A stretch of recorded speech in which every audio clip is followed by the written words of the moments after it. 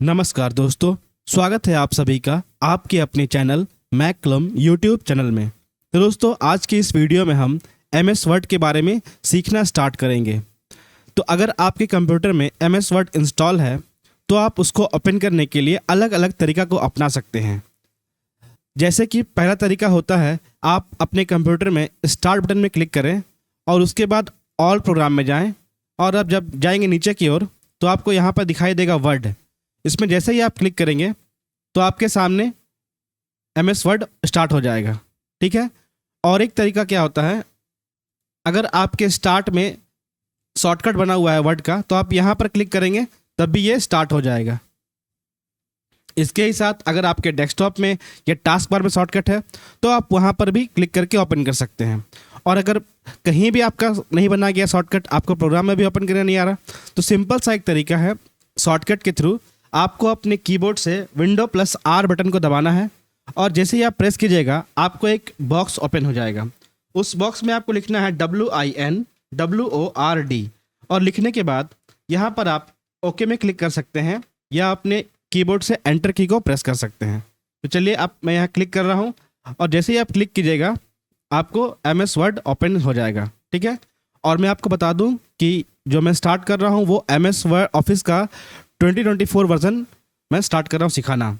तो आपके पास अगर ये वर्जन है तो अच्छी बात है, और अगर नहीं है तो आपके पास कोई भी वर्जन हो आप सीखना स्टार्ट कर सकते हैं। सभी में ऑप्शन सेम रहते हैं, बस कुछ कुछ ऑप्शंस का डिफरेंस रहता है, बट बेसिकली जो मेन ऑप्शन है वो सेम ही रहते हैं। तो चलिए आते हैं अपने हम प्रोग्राम पे। तो देखिए, ये प्रोग्राम में हमारा यहाँ दिख रहा है होम, उसके नीचे है न्यू और उसके नीचे है ओपन। तो न्यू का मतलब होता है कि हमको नया फाइल क्रिएट करना है, तो हम न्यू में क्लिक करेंगे और यहाँ पर जो दिख रहा है ब्लैंक डॉक्यूमेंट, इस पर क्लिक करेंगे। अगर इसके जगह यहाँ पर आपको बहुत सारा टेम्पलेट भी शो होता है, मैं यहाँ पे उसको विजिबल रखा नहीं हूँ, अगर आपके कंप्यूटर में वो विजिबल है तो आप वहाँ से उसको क्लिक करके भी अपने टेम्पलेट के अकॉर्डिंग स्टार्ट कर सकते हैं। बट मैं आपको रिकमेंड करूँगा कि आप ब्लैंक डॉक्यूमेंट को ही स्टार्ट करें, इसमें आप पूरी तरह से कस्टमाइज़ कर सकते हैं। ठीक है। वहाँ पर आपको एक टेम्पलेट मिल जाता है, एक रेडी, आप बस थोड़ा बहुत वर्क कीजिए तो वो इजीली बन जाता है। बट जनरली हम लोग सबसे मैक्सिमम टाइम ब्लैंक डॉक्यूमेंट का ही इस्तेमाल करते हैं। तो दूसरा यहाँ पे जो ऑप्शन दिख रहा है आपको, ये दिख रहा है ओपन। तो इसका मतलब होता है कि अगर हम पहले से ही कोई फाइल को क्रिएट किए हुए हैं, बना करके हम सेव किए थे, तो उसको दोबारा ओपन करने के लिए हम ओपन वाला जो दिख रहा है यहाँ पे बटन, इस पर क्लिक करके हम इसको ओपन कर सकते हैं। मतलब चाहे तो हम दोबारा एडिट करने के लिए, प्रिंट करने के लिए या किसी भी पर्पज़ में हमको ओपन करना है तो हम यहाँ से क्लिक करके ओपन कर सकते हैं।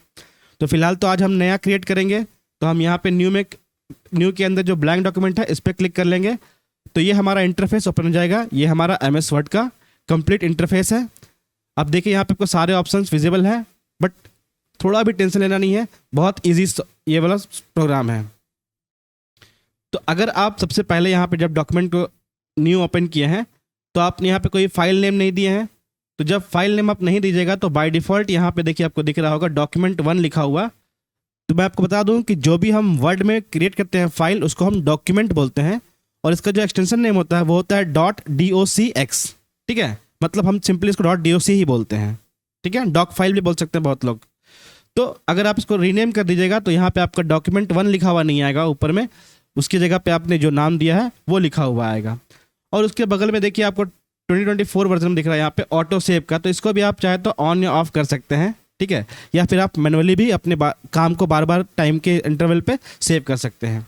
और यहाँ पर जो आपको दिख रहा ऑप्शन, यहाँ से आप किसी भी जो फाइल को आप क्रिएट कर रहे हैं डॉक्यूमेंट को, उसको आप सेव कर सकते हैं। और इसके जस्ट बगल में आपको अंडू और रेडो दिख रहा है, तो ये आपका इस्तेमाल कर भी सकते हैं, अदरवाइज हम लोग इसका इस्तेमाल शॉर्टकट में ही कर लेते हैं। ठीक है। मतलब इसमें क्या होता है कि एक आप बैकवर्ड और फॉरवर्ड जाने के लिए अंडू रेडो होता है। ठीक है। और उसके बाद देखिए यहाँ पे आपको दिख रहा है फाइल, तो इसमें जैसे ही हम क्लिक करेंगे तो एक मेन्यू ओपन हो जाएगा, तो इसको हम बोलते हैं फाइल मेन्यू। तो इसके अंदर बहुत सारा ऑप्शंस है। जो ऑप्शन हमको पहले ही मिला था न्यू और ओपन, वो इसके अंदर है और आपको पता है इसका वर्क क्या होता है। साथ में आपको यहाँ पे सेव करने के लिए सेव और सेव एज दो ऑप्शन और मिल जाता है। तो सेव का मतलब क्या होता है, जब भी आप कोई भी नया फाइल क्रिएट कीजिएगा तो उसको आपको फर्स्ट टाइम सेव करना होता है, तो आप सेव में क्लिक करके सेव कर लीजिए। अपना लोकेशन जो भी है उसको देने के बाद आप उसको सेव में क्लिक कर सकते हैं। और उसके जस्ट जो नीचे दिख रहा है आपको सेव एस, इसका मतलब क्या होता है कि हमने जो काम किया है उसी को हम और ज़्यादा जगह पे सेव करने रहते हैं। मतलब कहने का मतलब कि जैसे मान लीजिए कि आप कोई एक फाइल पे वर्क किए, उसको आपने सेव कर दिया और वापस फिर से उसको ओपन करने के बाद वहाँ पर हम कुछ और एडिट करना चाहते हैं, और एडिट करने के बाद हम चाहते हैं कि मेरा जो पहले सेव फाइल है वो भी रहे और जो हम नया एडिट किए हैं वो भी सेव हो। तो हम सेव एज करके एक नया क्रिएट कर सकते हैं कॉपी, मतलब मेरा पहला भी एग्जिस्ट करेगा और दूसरा जो हम बनाए हैं वो भी रहेगा। ठीक है, तो सेव एज का मतलब होता है कि जो पहले से मेरा क्रिएट है उसको कोई डिस्टर्ब नहीं करना है, उसके बाद हम एक नया नाम से उसको सेव कर सकते हैं। और ठीक उसके नीचे आपको दिखता है ऑप्शन प्रिंट। तो प्रिंट जब हमको प्रिंट करना होगा या पीडीएफ के अंदर या फिर प्रिंटर में, तो हम प्रिंट कमांड का इस्तेमाल करेंगे। और वैसे 2024 वर्जन में आपको पीडीएफ में प्रिंट करने की आवश्यकता नहीं है, आप पीडीएफ में सेव भी कर सकते हैं। तो चलिए अभी हम बढ़ते हैं, वो आपको सब में बताऊंगा, लेकिन अभी बढ़ते हैं सीधा डॉक्यूमेंट क्रिएट करने में। हम लेते हैं ब्लैंक डॉक्यूमेंट। तो फाइल आपको समझ में आ चुका है, फाइल के अंदर आपको new, open, save as, print, ये सभी ऑप्शंस मिल जा रहा है। और उसके जस्ट बाद आपको देखिए यहाँ पर जो आपको दिख रहा है होम, इंसर्ट, ड्रॉ, ये सभी टैब हैं। तो हम लोग बोलते हैं home tab, insert tab, draw tab, design, layout, ये सभी क्या है, टैब है, हेल्प तक। तो हर एक टैब में अलग अलग ऑप्शंस आपको दिख जा रहा है। तो देखिए यहाँ पे आपको दिख जा रहा है, यहाँ पे लिखा गया है क्लिपबोर्ड। तो ये एक ग्रुप है, ठीक है, ये क्लिपबोर्ड का ग्रुप है। इसके अंदर क्लिपबोर्ड के सारे ऑप्शंस हैं। ये फॉन्ट ग्रुप है, इसमें फॉन्ट से रिलेटेड सारे ऑप्शंस हैं। ये पैराग्राफ से रिलेटेड सारे ऑप्शंस हैं। तो ये क्या अलग अलग ग्रुप बना हुआ है। तो यहाँ पर देखिए अलग अलग टैब, और टैब के अंदर ग्रुप, और ग्रुप के अंदर अलग अलग फंक्शंस यहाँ पे अवेलेबल हैं। तो हम एक एक फंक्शन पढ़ना स्टार्ट करेंगे। तो सबसे पहले हम देखते हैं यहाँ पे मेरा यहाँ पर जो दिखा गया है paste, format, painter, cut, copy, इसको हम बाद में पढ़ते हैं। पहले हम पढ़ लेते हैं इसके बाद जो फॉन्ट वाला ग्रुप है यहाँ से पढ़ लेते हैं, क्योंकि इसके बाद कुछ हम लिखेंगे, उसके बाद इसका इस्तेमाल होगा। ठीक है, तो पहले हम फॉन्ट वाले ग्रुप में आ जाते हैं। तो फॉन्ट वाले ग्रुप में देखिए यहाँ पे आपको दिख जा रहा है, जैसे आप यहाँ क्लिक कीजिएगा तो आपको ढेर सारा फॉन्ट्स दिख जा रहा है। मतलब इसमें अलग अलग डिज़ाइन का फॉन्ट्स दिया गया है। आप जो भी इंस्टॉल कीजिएगा कंप्यूटर पे वो भी रहेगा, और जो बाय डिफ़ॉल्ट रहता है वो भी रहेगा। ठीक है, तो आप अगर कोई अपने से कस्टमाइज फॉन्ट को इंस्टॉल करते हैं तो वो भी आपको इसी लिस्ट में स्क्रॉल करके आपको फाइंड कर लेना है। ठीक है, जैसे हम यहाँ पर कोई भी एक चीज़ लिख देते हैं, जैसे हम यहाँ पे लिखते हैं MS Word is a part of MS Office. मतलब क्या है कि हम यहाँ पे एक सेंटेंस लिखें। अब हम चाहते हैं इस सेंटेंस का जो लिखावट है, जो फॉन्ट है, उसको हम चाहते हैं चेंज करना। देखिए जैसे आपको कभी भी याद रखना है कि जब भी कोई वर्क करना है MS वर्ड के अंदर, तो आपको सबसे पहले उसको सिलेक्ट करना है। अगर आप सिलेक्ट नहीं कीजिएगा तो ये वर्क परफॉर्म नहीं करेगा। जैसे एग्जांपल के लिए अभी हम इसको सिलेक्ट नहीं किए, और अभी इसको हम कोई भी अगर हम फॉन्ट दे दें वो एज इट इज़ वैसे ही रहेगा, क्योंकि कंप्यूटर को क्या है, कुछ भी पता नहीं है क्या करना है, कहाँ करना है। तो अभी आपने फॉन्ट तो चेंज किया, बट किसका फॉन्ट चेंज करना है वो तो पता नहीं है। तो उसके लिए सबसे पहले हमको सिलेक्ट करना होगा। सिलेक्ट करने के बाद हम जो भी इसमें चाहे तो फंक्शन ऑपरेट कर सकते हैं। तो जैसे ही हम सिलेक्ट कर रहे हैं हमको एक छोटा सा विंडो दिख जा रहा है, एक बॉक्स जैसा, और इसमें भी हमको कुछ कुछ टूल्स दिख जा रहा है। तो हम चाहे तो इससे भी इस्तेमाल कर सकते हैं, और अदरवाइज हम यहाँ से भी इस्तेमाल कर सकते हैं। ठीक है, दोनों से कोई फ़र्क नहीं पड़ेगा, ईजी एक्सेस के लिए दिया गया है। तो जैसे ही हम यहाँ पे क्लिक करते हैं तो हमको बहुत सारा यहाँ पे फॉन्ट दिखता है, और हम अलग अलग फॉन्ट पे जैसे ही हम क्लिक कर रहे हैं, क्लिक नहीं कर रहे हैं, हम सिंपल ड्रैग कर रहे हैं। ठीक है, तो इसका जो लेआउट है फॉन्ट का वो भी अलग अलग चेंज हो जा रहा है। तो हमको इसमें से जो अच्छा लगे, जो मेरे डॉक्यूमेंट को सूट करे, उसके अकॉर्डिंग हम यहाँ पर कोई भी फॉन्ट को ले सकते हैं। ठीक है, तो हम यहाँ कुछ भी ले लेते हैं। नीचे और भी ऑप्शंस था। तो जो पहला वाला ऑप्शन है, इससे हम किसी भी जो फॉन्ट है उसका हम फॉन्ट स्टाइल को चेंज करने के लिए हम यहाँ से चेंज कर सकते हैं। ठीक है, और दूसरा जो यहाँ पे ऑप्शन दिख जा रहा है, इस पर हम क्लिक करेंगे तो इससे हम फॉन्ट के साइज को इंक्रीज या डिक्रीज जैसा नीड है उसके अकॉर्डिंग हम इसको कर सकते हैं। हम अलग अलग नंबर्स में जाएंगे तो हम अलग अलग नंबर्स का फॉन्ट को ले सकते हैं अलग अलग साइज में। ठीक है, अब यहाँ पर तो 8, 9, 10, 11, 12 ये सब कुछ फॉन्ट्स दिया गया है, लेकिन अगर मेरे को ऐसा कोई और साइज चाहिए जो इस लिस्ट में नहीं है तो हम क्या करेंगे। सपोज कर लेते हैं कि यहाँ पर मेरे को दिया गया है 36 और उसके बाद है 48। अब मेरे को 40 नंबर फॉन्ट चाहिए, तो क्या करेंगे, कुछ भी नहीं करना है, सिंपल से इस वाले जब एरो है इस पर क्लिक नहीं करके हम यहाँ क्लिक करेंगे, और क्लिक करने के बाद हम क्या करेंगे, जो 12 है इसको कीबोर्ड के बैक स्पेस से हम इसको मिटा देंगे, और मिटाने के बाद हम सिंपल कीबोर्ड से 40 टाइप करके एंटर प्रेस कर देंगे। तो ये जो मेरा पास फॉन्ट साइज है ये 40 में आ गया। मतलब अगर ऐसा कोई नीड होगा डिफरेंट टाइप का फॉन्ट साइज जो उस लिस्ट में नहीं है तो हम खुद से टाइप भी कर सकते हैं, और अदरवाइज हम चाहे तो यहाँ से भी किसी फॉन्ट साइज को सिलेक्ट कर सकते हैं। सपोज करें कि हम लेते हैं 24, तो जैसे उसमें क्लिक करेंगे तो ये फॉन्ट साइज ऑटोमेटिक सेट हो जाएगा। ठीक है, तो हम चाहे तो मैनुअली यहाँ पे फॉन्ट साइज यहाँ पे एंटर कर दें, या फिर इस लिस्ट से भी हम सिलेक्ट कर सकते हैं। ठीक है, तो ये हो गया मेरे फॉन्ट साइज को। अब अगर मेरे को फॉन्ट साइज, ये तो हम तब कर पाएंगे जब मेरे को पता है कि पक्का कौन सा फॉन्ट होगा, या 24 या 40 या 48, मतलब जब हमको फिक्स पता है कि कब कौन कितना नंबर का फॉन्ट हमको लेना है, किस साइज का। अगर हमको नहीं पता है, हमको बस ऐसे रैंडमली छोटा या बड़ा करना है, तब क्या करेंगे, उसके जस्ट बगल में आप देखिए, आपको दिख रहा है एक दिख रहा है आपको बड़ा सा ए लिखा गया है, और उसके जस्ट बगल में एक लिखा गया है छोटा सा ए लिखा गया है, ठीक है।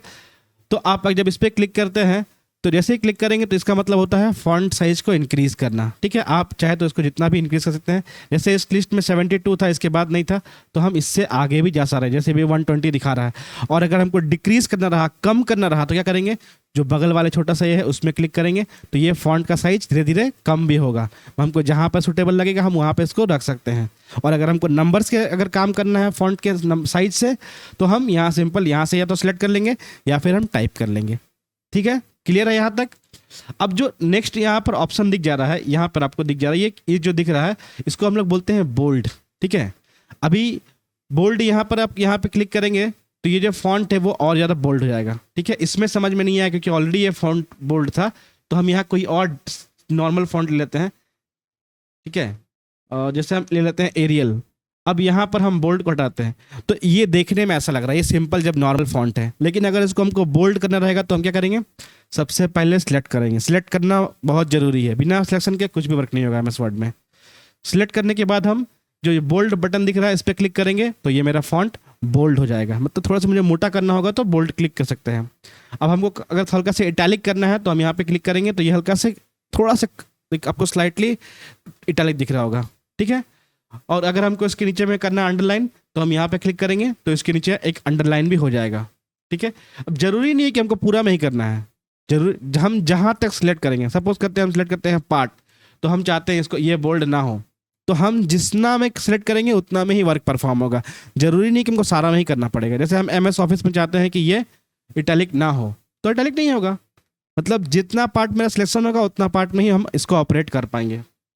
और अगर हम चाहते हैं अंडरलाइन करना है इसके नीचे, तो हम वो भी कर सकते हैं। और अगर पूरा में करना है तो हम पूरा के ऊपर सिलेक्शन करेंगे। मतलब जहाँ जितना मेरा सिलेक्शन रहेगा उतना ही मेरा वर्क होगा, ठीक है। अब इसको हम इटैलिक हटा देते हैं और बोल्ड हटा देते हैं, ठीक है।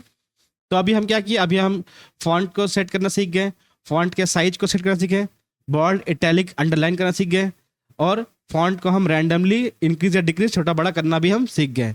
अब उसके बगल में आपको दिख रहा होगा एक कैपिटल ए, उसके बगल में एक स्मॉल ए, इसको हम लोग बोलते हैं केस बटन।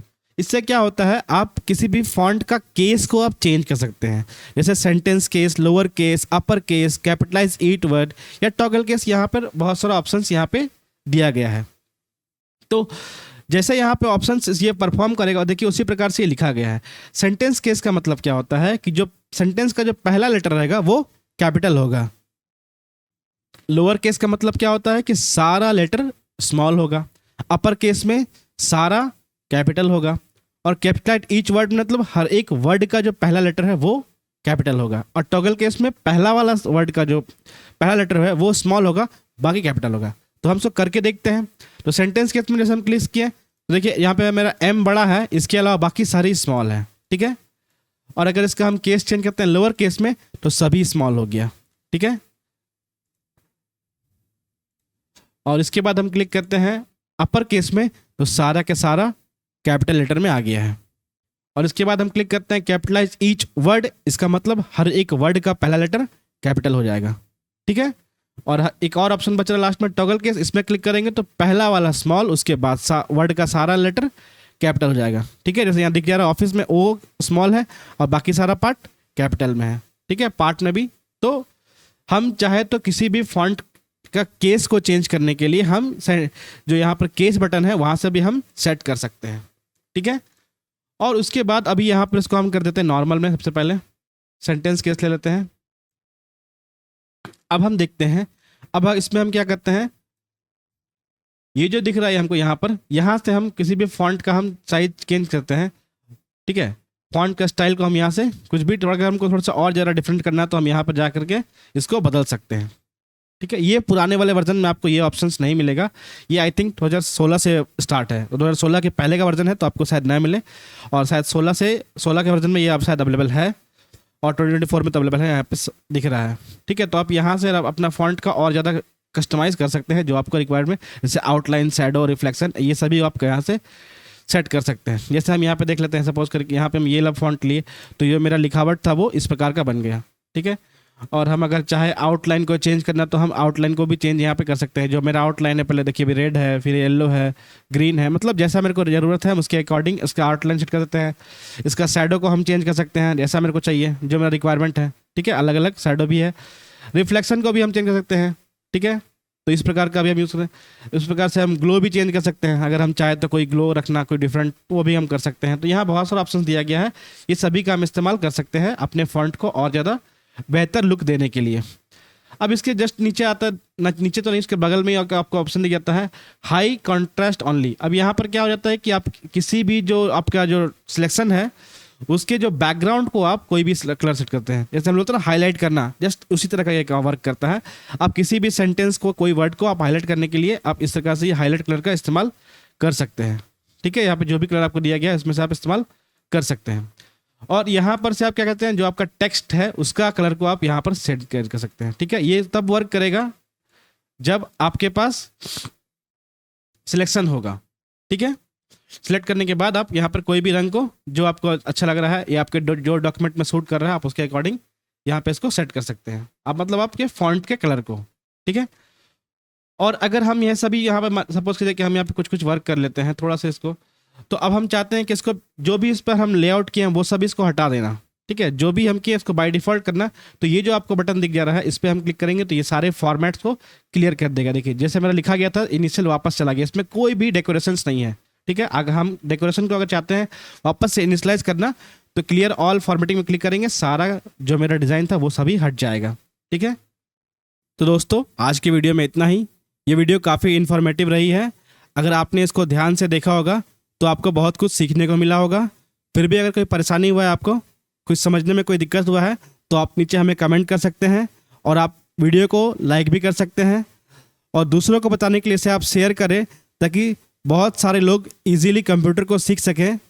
तो मिलते हैं अपने हम नेक्स्ट वीडियो में, तब तक के लिए जय हिंद, जय भारत।